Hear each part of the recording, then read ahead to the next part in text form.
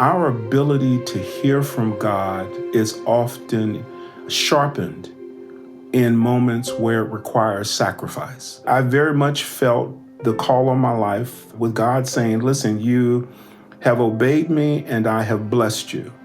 Now, what are you willing to sacrifice to serve? That question echoed in my heart. It came from my realization that the material success can't be the end all and be all, that life has to be richer than this. On In Good Faith, we believe that all faith traditions have something to teach us about how God is working in the world and in our lives. So join us as we listen and learn and discover how speaking with people of other faiths can strengthen our own faith and even our own practice. I was so confused as a kid because I heard the phrase, "You cannot serve both God and mammon." And when I asked what mammon was, or who, I was told it meant money. So I got it in my head that money could be evil, and then later I heard that Paul said money is the root of all evil. So God and mammon seemed to me like polar opposites, and yet people would stand up in church and express gratitude for God's blessing, and more often than not, it was for a new job or a raise or something else to do with money. And so it sounded like we serve God and then He rewards us with money. But then I noticed people who served God but didn't get those blessings. And were those people who didn't have enough to eat or pay their rent somehow less deserving of God's abundance? So God and money can be a confusing equation. Today's guest, Reverend Dr. David Latimore, is the director of the Betsey Stockton Center for Black Church Studies at Princeton Theological Seminary. His teaching and research interests focus on the intersection of religion, race, and economic justice. Before Princeton, Latimore served as a pastor in Tennessee, Illinois, Florida, and Missouri. Previous to seminary, he had a successful career in investment management and economic development. So before we got to God and mammon, I asked Reverend Dr. Latimore about how theological training impacts the students at seminaries. For many students, when they arrive at seminary, they're getting introduced to ideas and thoughts that reflect the breadth and the richness of the Christian story, but it often challenges their perspectives that are formed by their own experiences. The experiences that have formed our early faith defy our ability to always respond rationally. We often say, hey, I don't know why I believe this, but this is the faith of my mom and my grandmother, and so it has provided me some strength. What's beautiful about theological education is, one, it introduces you to the idea that certitude is not the destination. Quite frankly, the more I learn about God, the more comfortable I begin to become with what I don't know about God. I begin to recognize that God is so much greater than my experiences or even what I'm learning, that I begin to grow comfortable with the realization that there are going to be things that I'm going to encounter and that I can't make sense of. Secondly, recognizing that not everything that your grandmother left you is good or bad. So the willingness to hold to your faith lightly, to recognize that the faith that you formed before coming to seminary is not something to simply be abandoned. This is hard-earned faith. So you ought not just give it up easily, but you're going to encounter some better ideas. You're going to encounter better theory around atonement. You're going to come into some contact with some models around Christology that you just had not considered. And so when you come in contact with better ideas, be willing to embrace them. There will be some places where you will say, you know what, I don't know that I can make the argument, but for the time being, I'm going to stick with what my grandmother gave me. I'm going to believe in the power of prayer. I'm going to believe in the goodness of service. This is a place of growing, and it is not a place of final answers. It is a place where we equip people with the tools to engage in important issues, but we trust that you do this engagement in conversation with God, so that God is never absent from the deliberative process. And sometimes God will speak to you in ways beyond the deliberative process. He'll speak to you through the grandmother in the church or through the circumstance that you've encountered. So both have to go hand in hand, and each interrogates the other to lead us to what hopefully are more profoundly impactful decisions and understandings. You come from a business background, and we'll get into this, your shift from that into theology and ministry, but you're working on a book about the economic history of the Black church with this question, has it been more influenced by economics or theology? So tell me why you delved into that and why that was an important question.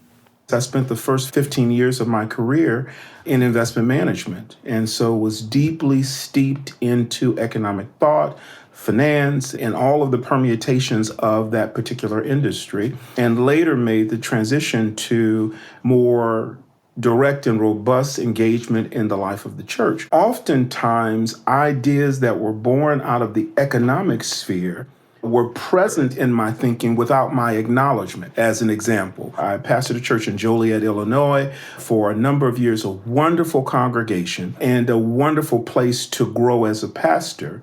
But when I arrived there, I probably asked a question that is not unfamiliar to many men and women who serve in pastoral roles. And that is, so what will success look like? And immediately I said, well, we grow the congregation and we grow the tithes and offering, which was the primary source of funding for the church. And so much of my thinking was really reflective of a business model.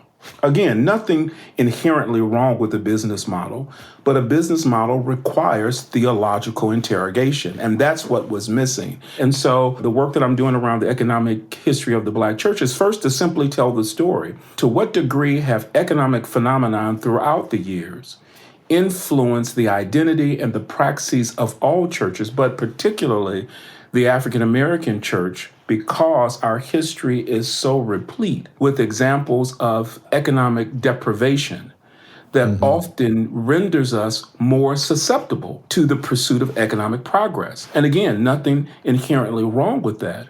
But to what degree might it lead us down paths that can be rightly challenged by the underlying theology that we espouse as believers? So every church has some really temporal practicalities to deal with. The parking lot needs redoing. The roof needs redoing. We've got to keep the lights on and the heat or the cooling. So there is no way not to have to deal with those things. Have you come up with a way to measure how you can be sure you're leaning to the spiritual side of that equation and not so overburdened by the economic aspects? Absolutely. So there is no question, as you rightly say, that we are all bombarded both at the individual and at the institutional level with real material concerns. And ignoring material existence is itself its own danger. So within the African American church, we have the language around this worldly perspective versus an otherworldly perspective. This worldly is singularly or myopically focused on the concerns of the material existence, and the otherworldly is the perception that all our answers will come to us in the sweet by and by, and when I get to the other side. And that has its own challenges. So no question that we've got to deal with both eternal and temporal, both material and spiritual. But I think that at our best, our theology helps us to respond to these issues as individuals and also as the church. We are each required to both be responsive to material needs that we face, but to not surrender our higher ideas to simply material existence. Notice many of the concerns, the parking lot, the infrastructure, things that I faced all the time as a pastor. Oftentimes when those decisions come up, the decisions are quickly made. We got to have heat. We got to have air. We want people to be able to come and to attend our church, so let's expand the parking lot.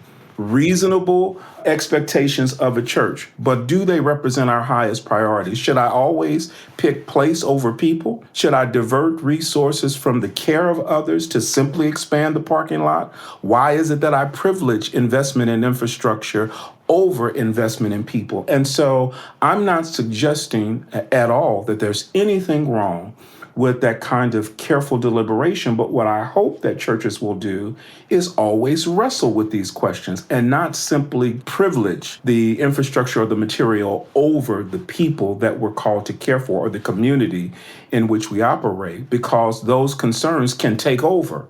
And then our focus is really simply on institutional sustainability, not institutional mission as born out of our faith. Well, I'm thinking of both scripture and activism. I think it was Gandhi who said there are some people so hungry the only way God can speak to them is through bread. You can't really be concerned with the Spirit if you are so desperate just to preserve your own life. Absolutely. And of course, Jesus talks about when I was hungry and you came to me, or naked and you clothed me. So how is economic justice tied to people's spiritual lives? Well, I think you've rightly quoted Gandhi and really spoken to the core issue. So within economics, as an example, we see a phenomenon or a pull toward being asocial. And by asocial, simply meaning that we privilege the focus on the individual over community.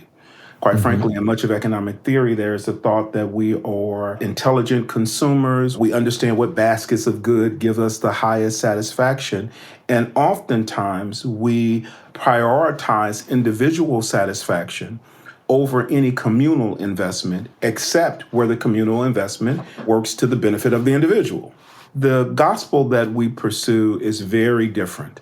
It thinks of communal first and foremost. What can I do for others? With the belief that we serve a God that if one pursues that God will also care for the individuals. Do the birds give any thought to what they'll wear or the food that's available to them? No, because there is the underlying belief that God will take care of us. Again, there's agency by the individual. So it doesn't mean that we simply sit on the street corner and wait for God to drop off the next potted roast for dinner. But it does say that I don't have to be consumed, even though the culture around me is constantly telling me I should be consumed with individual existence and sustainability, that there is a belief that God will care for you. And so what does that look like when we come together in these communities of church?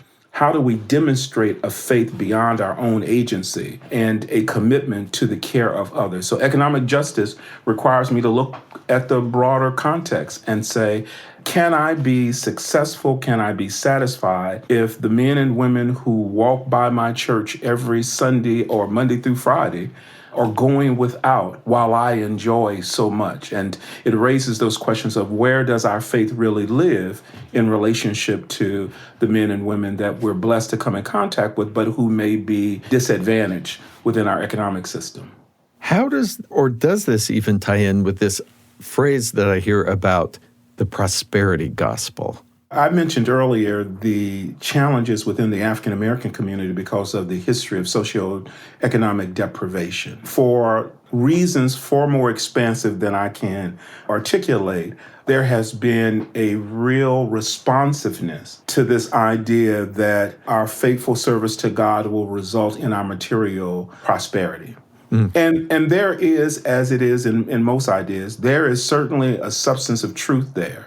I do serve a God that will provide. I serve a God that can and often does answer our needs. I believe that. What I want to suggest, though, and this is where I think prosperity gospel falls short, is the notion that God cannot prosper us even if our material existence suffers. So that prosperity, as we understand it in the broader context of our faith, is not simply defined or tied to material existence, but that we believe we have a God that, though I make my bed in hell, God is there. Though I suffer, God is there. So there's ways of understanding God's providential presence that's not tied to my material existence. It does not mean that God is unconcerned when material conditions are working in disadvantageous ways to human existence. But it simply means that I cannot define the God that I serve or the gospel that I believe in and measure its impact simply by how well I'm doing. And for me, that's not just theology. That's been my own journey. I was born in the city of St. Louis. St. Louis was a highly segregated city. I remember, I've told this many times, I probably was 10 or 11 before I realized America wasn't all black. Everybody in my neighborhood was black. Everybody in my school was black. Everybody at the grocery store was black. I only saw non-black folk on TV. So imagine my chagrin being disabused of that notion. And I also grew up in a relatively impoverished community. I did not realize that I was impoverished until I got to college because I had what everyone else had. I was in a sociology class, and we were reading a book, Behind Ghetto Walls, which was a book written about the Pruitt-Igoe projects. It was the first kind of mixed race housing development in America. That's where I was born and grew up in. I can't even describe the feeling of seeing the place that you grew up in described in such stark and economically deprived ways, but that was the reality. Anyway, because of that background, when I went to college, my thought was, well, I've been poor once, let me not repeat that. And I started in management consulting, moved to investment management, and experienced the material success that comes with that. But at a certain point, I started to serve bivocationally as a pastor in a small church in St. Louis. I quickly realized that to be smart is not the same as being a good pastor, and that I needed additional training, and had a conversation with my wife, and we made the decision that we were going to step away from the investment management arena and that we were going to pursue theological training. And we sold the land and cars. We packed up our houses and we wound up going to Duke in Durham because I could afford to live there based on our savings.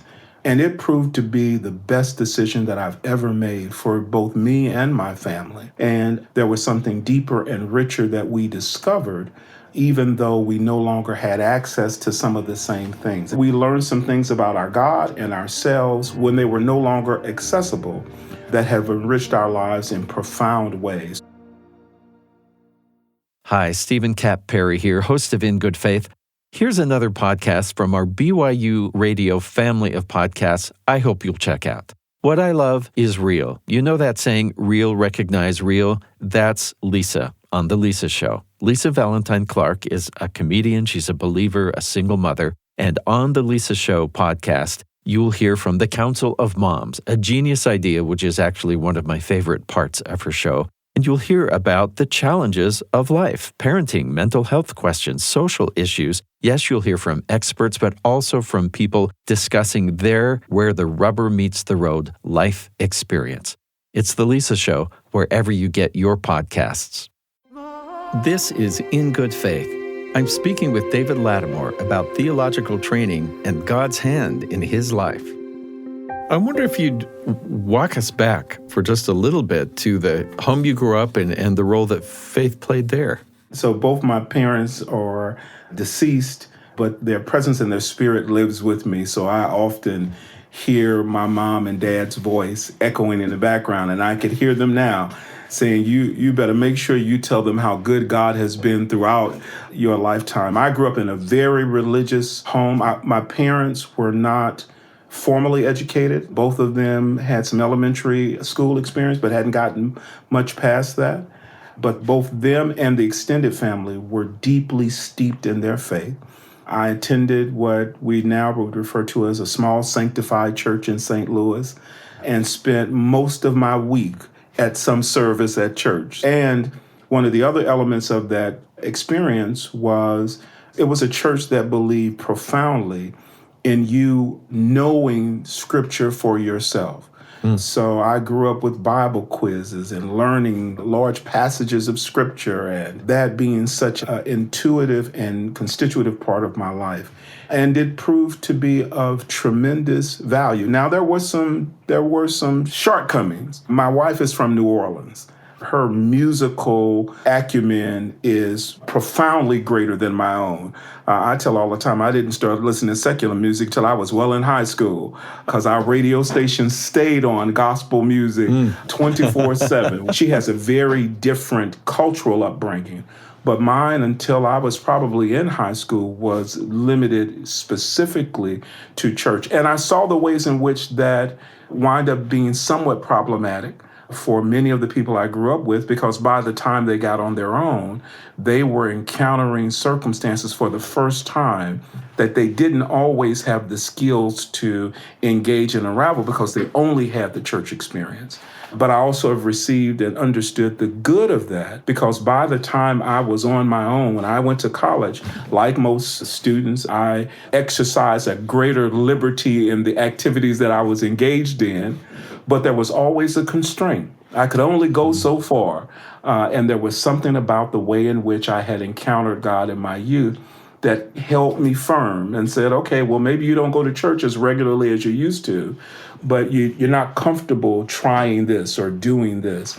And so I'm incredibly grateful for that upbringing and the knowledge of the word, which obviously, as I became a pastor, became invaluable. You talked about the way you had encountered God as a young person. Mm-hmm. And how would you describe that? Was it just a sense of presence or a strong belief? What was that for you? For me, my understanding of God's presence in my life is really retrospective. And I am amazed at how much God's presence in my life reminds me of my presence in my children's life. If you had children, you've had this experience where they have come and with excitement shared something that someone has said to them. And I've sat back in those moments and thought, I've been saying that to you for the last decade, but it took an outside voice for it suddenly to be true. What it means in my children's life is that sometimes my role has been to simply plant seeds, that someone else comes and waters. And if I had not planted it, then maybe it wouldn't have been received even at that later date in the same way. Well, I see the same thing in the way that God has been present. I can look back at multiple times through my life where God has been operative and present, but I didn't always recognize it. Mm-hmm. And it wasn't until later when I looked through a different lens, I could see the way that God operated. I, like most of the young folk in my church and my surrounding, when I was approaching graduation, I was planning on enrolling in the Marine Corps because everyone went to the service as a way of progressing through life. It was just through happenstance that a woman who worked with my mom was a typist at the government center in St. Louis. She was, as mothers often do, bragging about my academic performance and my son has done so well, etc. The woman recommended, well, you should have him take the ACTs and SATs. I wasn't planning on doing that, but something about her presence really influenced my mom to say, you ought to at least try it. And having taken the exams and having done well, she then also encouraged, well, why don't you consider college as well? Had never been on my radar screen. My parents didn't go to college. I was the oldest. Many of the folks in my church hadn't gone. But it was because of that woman's presence there that it planted the seed. It still required me to do my part.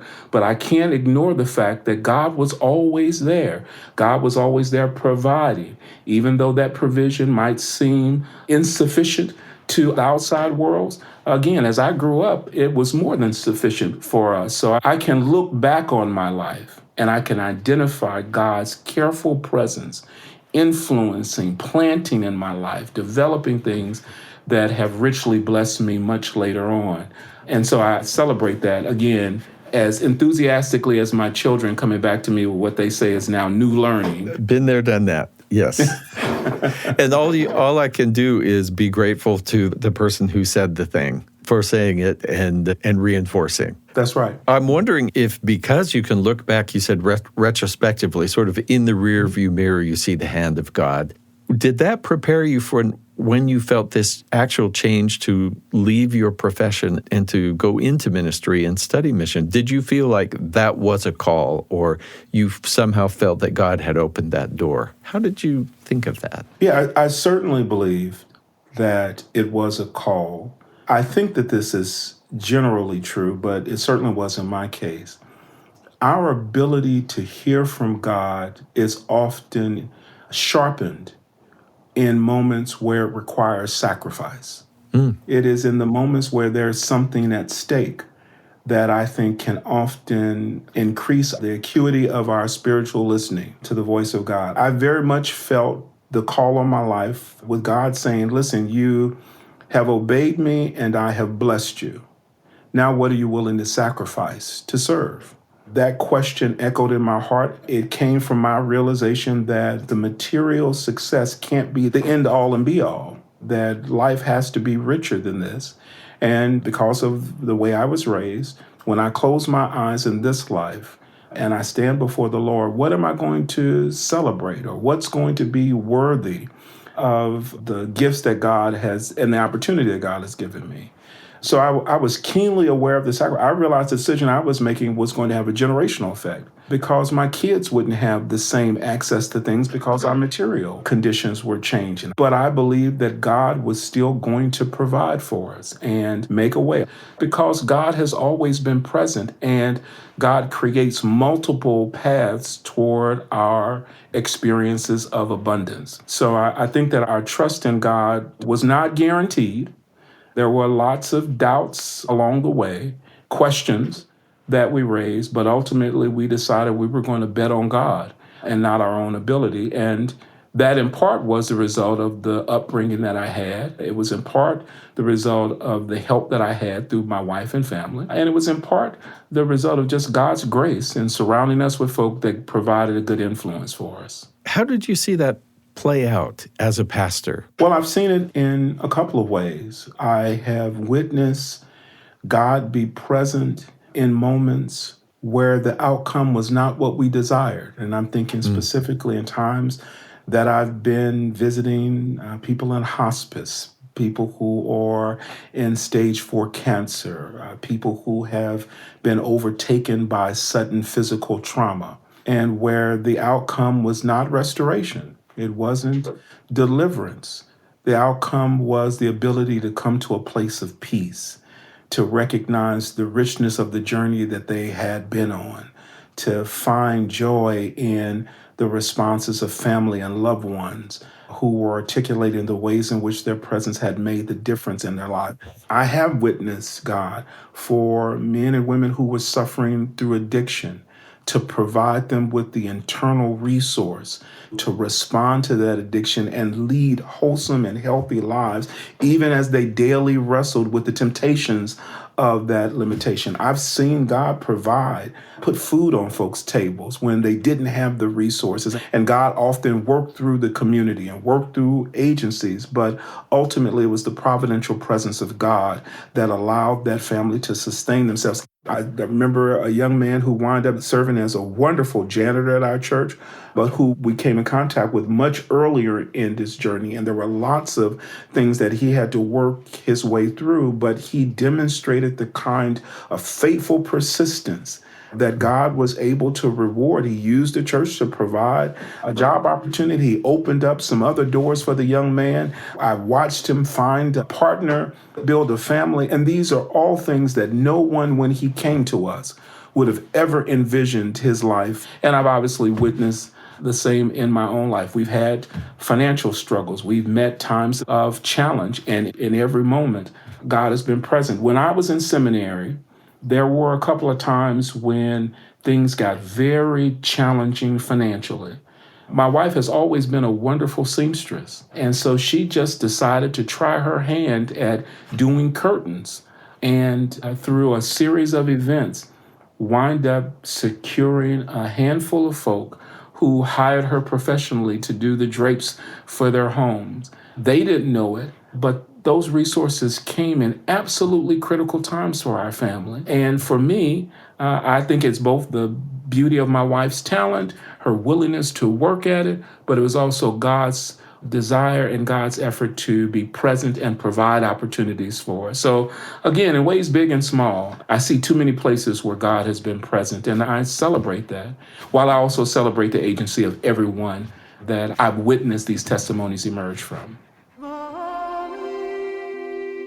Many thanks to Reverend Dr. David Latimore for speaking with me. Did you know we have a new podcast? Join Heather Bigley on VoiceOver, Movies That Move Us, for discussions of cinematic epiphanies. Subscribe on Apple Podcasts, Spotify, or the BYU Radio app. This episode was produced by Heather Bigley. Our production team also includes Aaliyah Alexander, Heidi Hansen, and James Sturdivant. Our post-production sound designers are Mark Hansen and DJ Crow-Marty. In Good Faith is committed to the idea that we all benefit from hearing people of widely varying backgrounds share their personal experience with faith and belief. In fact, we think people with such experience deserve some of our best listening. Find us on Instagram and Facebook at In Good Faith Podcast. Subscribe to the YouTube channel for extended interviews. In Good Faith is a production of BYU Radio. I'm Stephen Cap Perry. I hope you join me again soon, right here in Good Faith.